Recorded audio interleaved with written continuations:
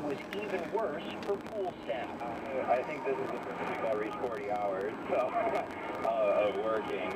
So yeah, the guards have also been, frustrated with, the summer's like the time to make money, but when you're working at the outdoor pools and it's lighting out all the time, it's difficult to do that. Mercado says many lifeguards and residents are used to slow starts to pool season following a similar stretch of lackluster weather last summer.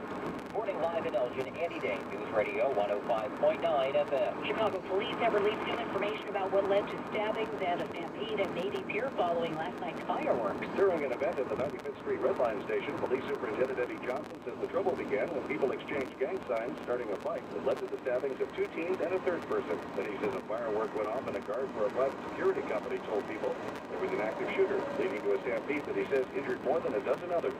As for the private security firm, we will be in communication with them and have some dialogue just to ensure that those things are handled properly. So I don't want to condemn him because he may have thought there was an active shooter. Johnson says if the guard thought there was an active shooter, it was right to let people know, even if it turned out to be false. On the south side, Jim Goodis, News Radio 105.9 FM. A man was injured by falling glass this morning while workers were replacing some windows in a building in Aloof. Police say the 41-year-old victim was walking in the 200 block of northern Michigan when a piece of glass fell and caused an inch-long gash on his head. He was hospitalized in stable condition. One person remains hospitalized after a teen crashed a golf cart in unincorporated Antioch last night. 7 people were in the cart, which is designed for 6, when it made a sharp turn off Drexel Boulevard. It rolled over. All of the occupants were ejected. Lake County, Illinois Sheriff spokesman Sergeant Chris Covelli says the driver has not been charged, but investigators are reviewing the crash. When there are golf carts or other non-traditional vehicles operating on a roadway, there are requirements, bumper height and lighting and other requirements that need to be followed in order for the vehicle to be legal. Police say it's fortunate the crash did not result in a loss of life. And members of an Aurora church are not backing down in their support of a group of convicted child sex offenders who city officials want to kick out of a residential center. Reverend Randy Schutz says the 19 men who live at the Wayside Cross there in McCarthy Park are not a risk to safety. He says if anything, it's more of a risk to let the men scatter throughout the city unsupervised. We'll have a check of traffic and weather together on the 8th next. WBDM Noontime 407. Have a legal issue? Talk to an attorney for free. Saturday, July 20th from 9 a.m. to 12 p.m. Attorneys for the Chicago Bar Association Lawyer Referral Service will be taking calls and providing general legal advice. Don't miss this perfect opportunity to ask a lawyer that legal question you've been wondering about. Remember, it's free to talk to a lawyer Saturday, July 20th from 9 a.m. to 12 p.m.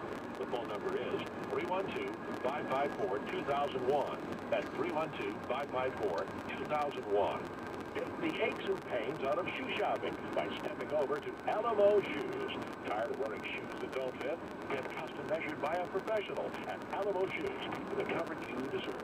Top brands, the hottest styles and sizes. For women to size 12, men to size 15, and those hard-to-fit widths. No matter your size, Alamo Shoes will find the pair that fits you just right. Alamo Shoes, located at 5321 North Clark. There's always free parking. WBB News Sign 408, and the news is sponsored by Blue Cross Blue Shield of Illinois.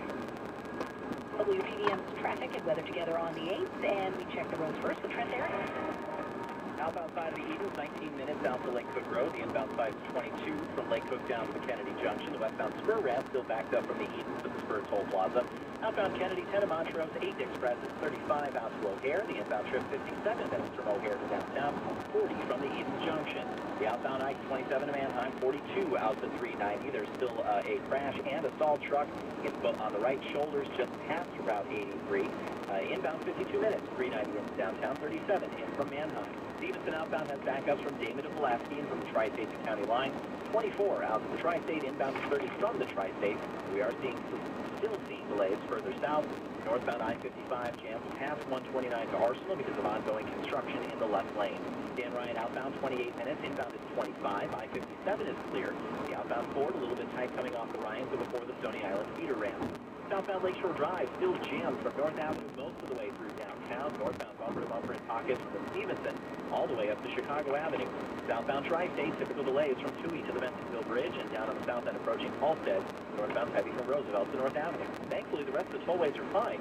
I-80 is clear in each direction. And our only delay in northwest Indiana is eastbound 8094. Heavy coming off the Tri-State at the Lincoln Oasis in spots over to East Boulevard. Get traffic and weather together on the 8th every 10 minutes. On News Radio 780 and 105.9 FM. Back to the forecast again. We have rain pushing through the area. More thunderstorms possible tonight as well. The high today of 92 degrees. May not make that. It's cooled off just a bit.